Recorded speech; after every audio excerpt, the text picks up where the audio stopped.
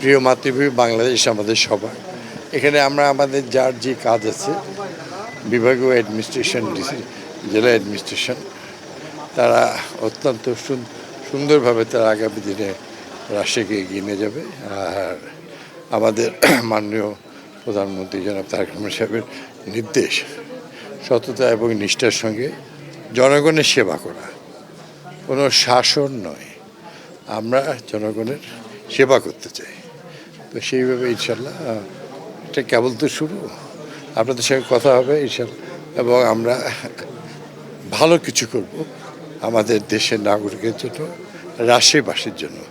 আমি আমার যে নির্বাচনী ওয়াদাগুলি করেছি তার সবই পূরণ করা হবে ইনশাল্লাহ, খুব দ্রুতই।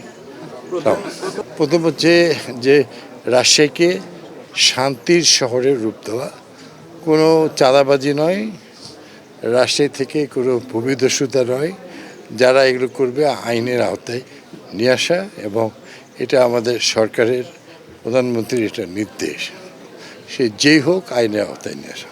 যারা দোষী তাদের আইনের মাধ্যমেই তাদের ব্যবস্থা নেওয়া হবে।